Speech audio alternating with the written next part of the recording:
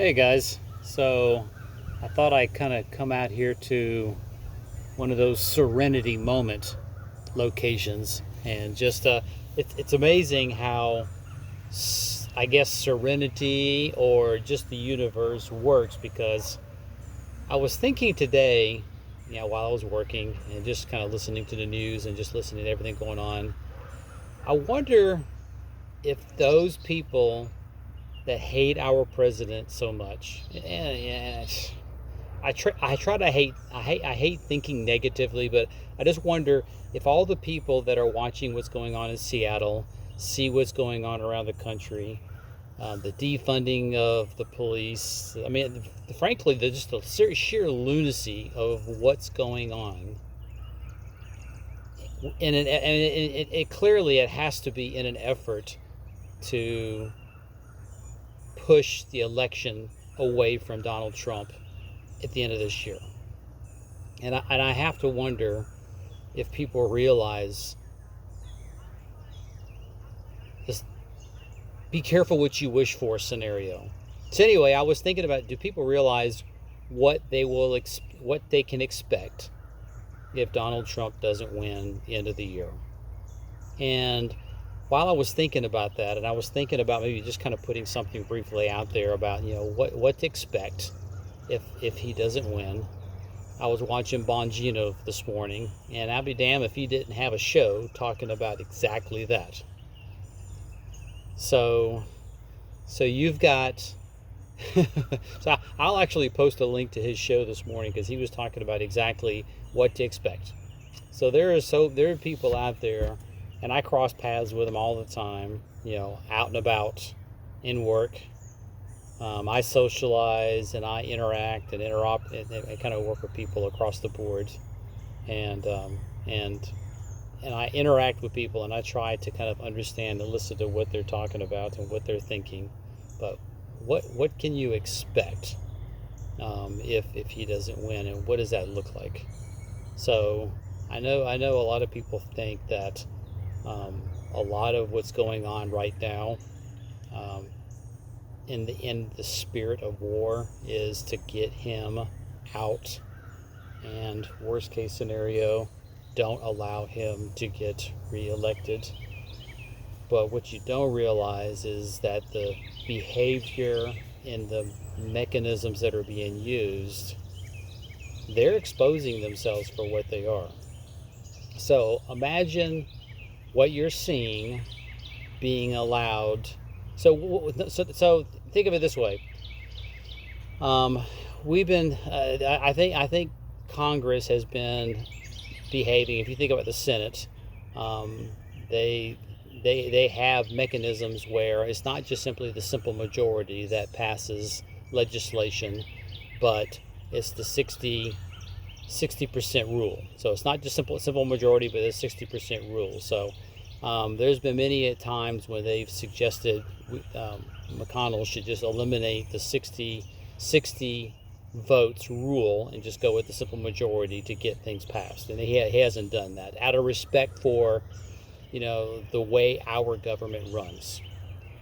So the Electoral College, I seriously think if Trump doesn't win, the Electoral College will go away. You will have the popular vote, and the major metro areas, which predominantly are ruled and governed and followed by liberals, Seattle, those people and that population is going to dictate and drive who gets voted into office. So the Electoral College will be gone. And there's been many people out there, because they hate Trump so much, they've said, we've got to get rid of the Electoral College and it's got to be the popular vote. Well, again, be careful what you wish for. I think the simple majority in the Senate is probably going to be established, and the 60 vote rule is probably going to go away. The filibuster is probably going to go away. And Bongino talked about some of this. So if you want more in-depth commentary around that, he talks about this.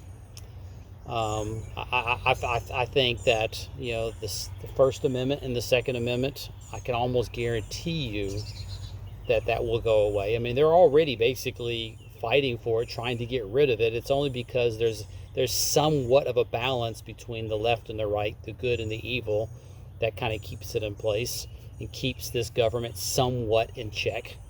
But the Constitution and the mechanisms and the machinations that have kind of kept our country where it is and have caused people from around the world to flock to our country one way or another, that this lovely system, the system that people don't appreciate here in the country but do appreciate outside our country, they're the ones that are flocking here.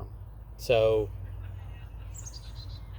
the propaganda engine is such a powerful tool. It's such a powerful tool. And we've seen how it works. If you look at history, you see how powerful propaganda can be to kind of sway and get people behind a narrative that's completely upside down.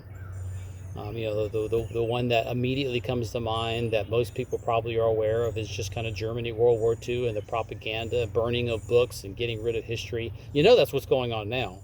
These pulling down of statues is just emblematic of them trying to erase history so they can shape a narrative that you'll believe because of something you're unaware of and uneducated to remember. So in any event, if Trump is not reelected, if the we the people, and I want to say we the people, I hate using left wing or right wing, I want to say the we the people.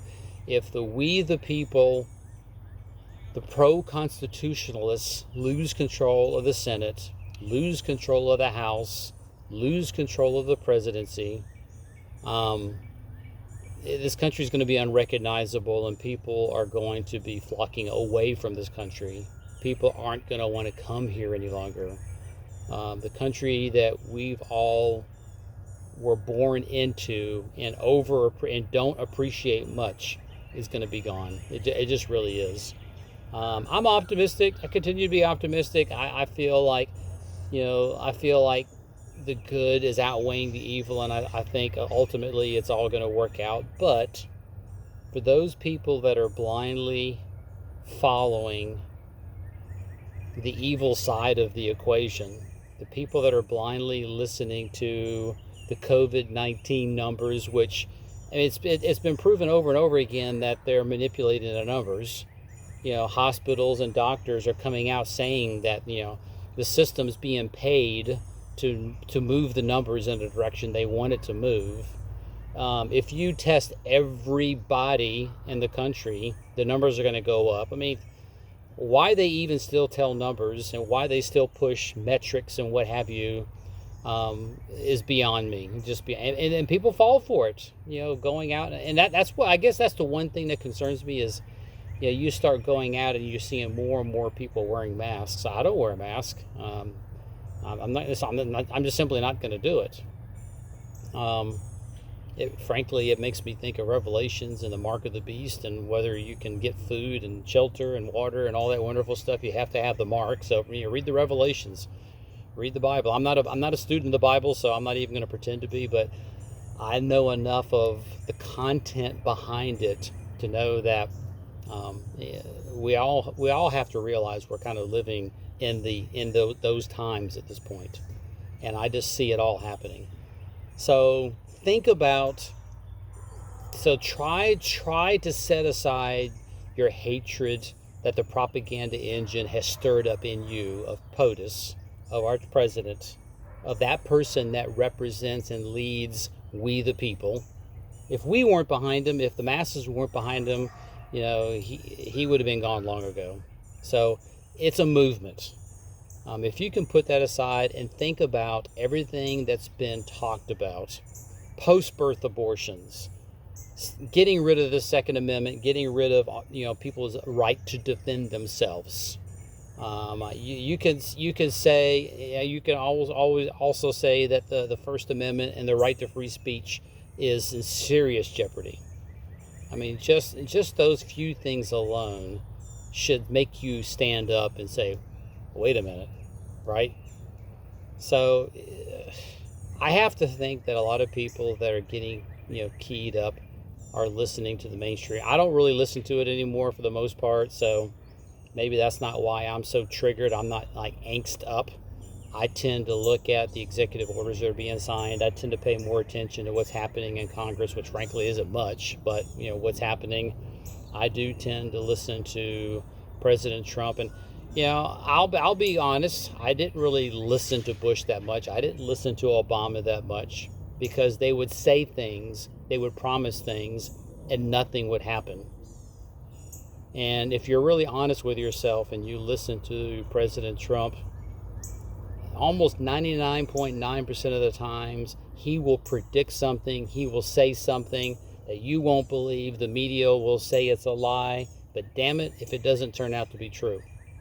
So if you listen to him and you kind of look past the hyperbole a little bit. I mean, and his hyperbole tends to be more on the marketing side. He's good at selling, he's good at marketing things, but he's never lied. Not lied in the sense that Bush said, read my lips, no more taxes, and Obama said, if you like your doctor, you can keep your doctor. Those were tangible lies that affected you. So, in any event, think about what you're asking for, is all I'm saying. Think about what you're going to see, what's going to happen. Really think about giving the anti-Trump, the anti-we the people, giving those people the reins to do what they want to do. They want a one world government. They want an evil, satanic leadership. They want to raise your taxes to oblivion. The days of people thinking for themselves and being opportunistic, having some drive to do something good for humanity and do something and be entrepreneurial, that world that'll go away. Why would you invest time and effort into a system that's just going to leech you for everything you're worth? It just won't happen. So be careful. I mean, granted, Trump is a fighter. He's pugnacious. He says what he thinks. He does what he thinks, which is frankly what I love about him. That's what's needed to correct the system. The system needs a correction. Bush Sr., Clinton, Bush Jr., Obama, Hillary, they were marching us in a direction that I was oblivious to, and I woke up to the realities in the late 90s, early 2000s to what was kind of going on. And it was at that time I said, we need a serious course correction. We need someone to get into office and be a bull in a china. I've said this before. Be a bull in the china shop and just get things done, fix things. Take I don't give a fuck attitude. I'm gonna say what I think. I'm gonna do what I say, and I'm gonna fix things, and I'm gonna get the people behind us. I don't know, to me, racism is just the stupidest thing in the world. It only exists because people keep talking about it. I work amongst people of all races and colors, including black people, and we're all just as competent as the next person. They're using if you're so oblivious to it, they're using racism as a key tool to divide us. That's all it is. If we're divided, we're weak, and they know that because there are not that many people. We're the many. We're the power, and united, we're strong. And they see us becoming united, and they're creating all this division to divide us and weaken us. So, and if you just simply look at what's happening around us, how these things are happening back to back to back. Nothing happens in parallel. It's planned, people. They're doing it to you. I'm proud of Trump and our presidency being able to hang in there and continue to fight And again, I'm optimistic. I think we're going to be fine. I think the masses are going to get out and vote and take no prisoners. I think there's proactive measures in place, and there's proactive movements to make sure our election process is legitimate and the corruption is minimized. I mean, anybody that thinks mail-in balloting, mail-in voting is not corruptible, is not a corruptible mechanism, is not a nefarious intent to take the election away, I mean, you got your head up your ass. Wake up. It's almost as though the propaganda engine has been so effective to a slice of the population that they're literally zombies. I don't know any other way of putting it other than you are brain dead. They've channeled a narrative into your heads that makes zero sense whatsoever, but you've bought into it hook, line, and sinker. So if there's a glimmer of light still remaining within you, think about what you're going to get if you allow this to happen. If you allow the deep state, the nefarious, deep, evil state, to win the House, and anybody in their right mind that thinks Biden is going to be an active president and not just the ultimate puppet, I mean, you're kidding yourself. And it says a lot about you. They'll at the House, the Senate,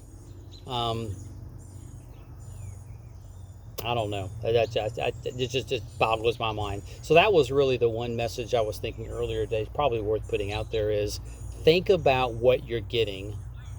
If your ill intent, if your fire and fury, if your anger, if your hatred of Trump that the propaganda, deep state, evil engine has stirred up inside you and blinded you to the realities of what's going on, think about what that's going to give you.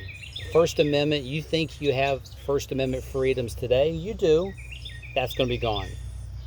You think you have the right to protect yourself with the Second Amendment? I guarantee you that's going to be gone.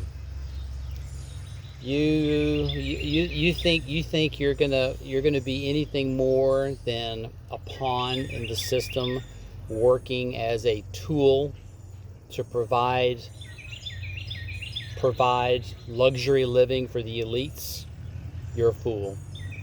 So anyway, watch the Bongino podcast that he put out earlier today. I mean, again, it was almost as though he was reading my mind, or maybe I just thought about it and it kind of came out at the same time, but it was so spot on. I was like, man, I've got to put like a brief blurb out there, and I've got to make reference to Bongino. So watch that. I don't know. I feel optimistic, but I'm cautiously optimistic, just like everything else. Don't be so optimistic that you're not worth putting forth a little effort to share the message, to shake the cage of a few of your friends and colleagues, and just make them take a pause and just think and listen to you for a moment. And at the very least, don't be so comfortable that you don't make an effort to vote at the end of the year. So I'll leave you with that, and certainly welcome your commentary, your thoughts, your feedback, and it is what it is, people. We'll talk soon.